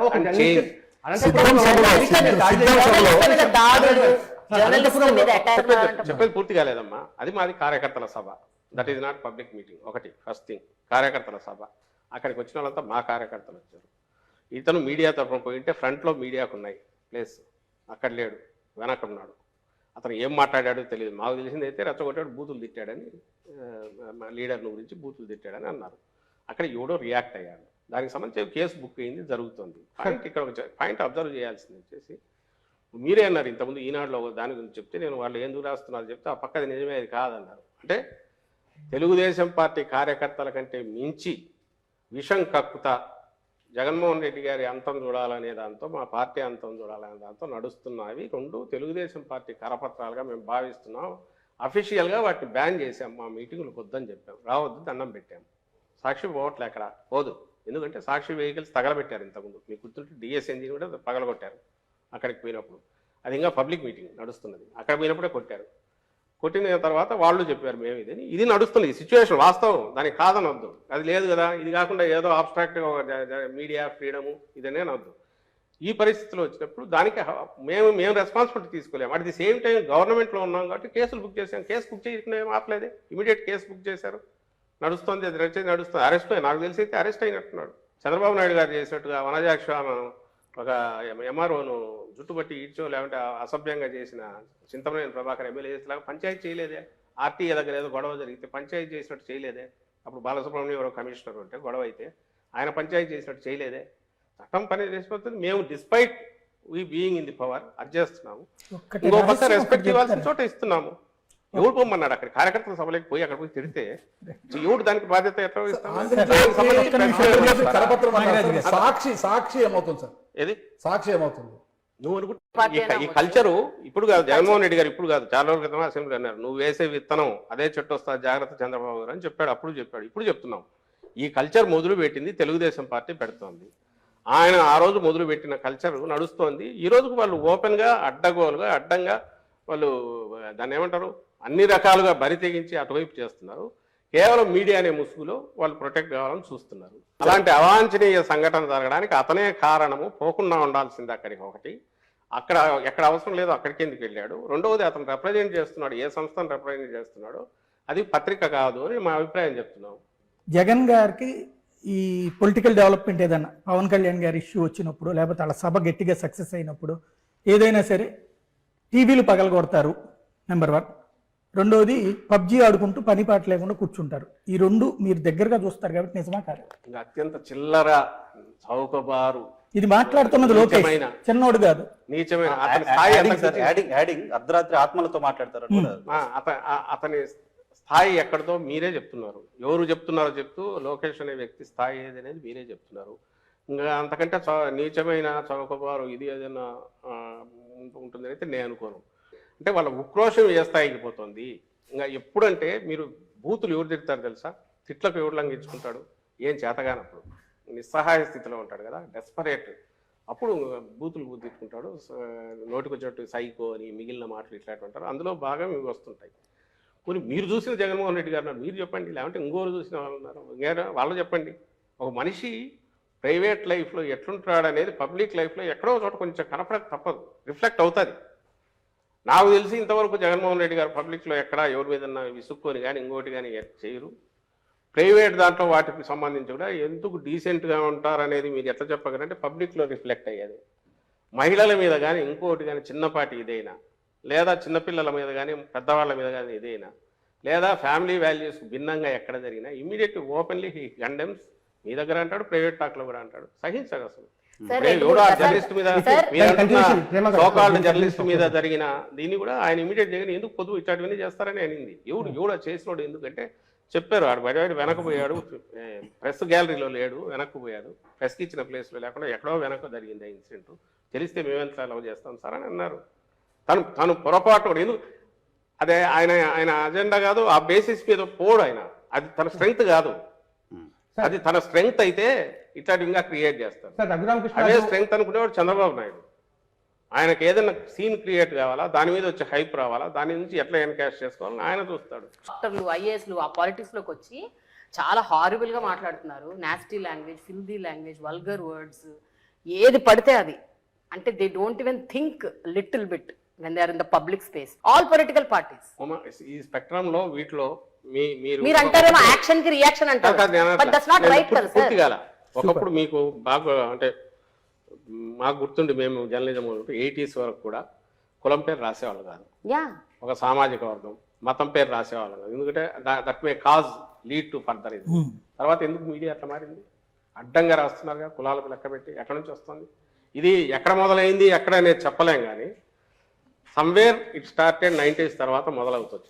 సీఏ నియంత్రణ అవసరం కదా సార్, ఎక్కడ వచ్చిన సీఏ నియంత్రణ అవసరం కదా దీనికి. ఇది ఇప్పుడు మీరు ఎట్లయితే వెల్ఫేర్ స్కీమ్స్ విషయంలో ఇప్పుడు మీరు ఎట్లయితే వెల్ఫేర్ స్కీమ్స్ విషయంలో ఒక సెల్ఫ్ అవేర్నెస్ తో ఒక డిఫరెంట్ రెవల్యూషన్ తీసుకొచ్చారు, పాలిటిక్స్ లో ఎందుకు తీసుకురావట్లేదు? మీకు బ్లాంక్ దీని మీద సైన్ చేసి ఇస్తాను, మీరు కంపేర్ చేయండి.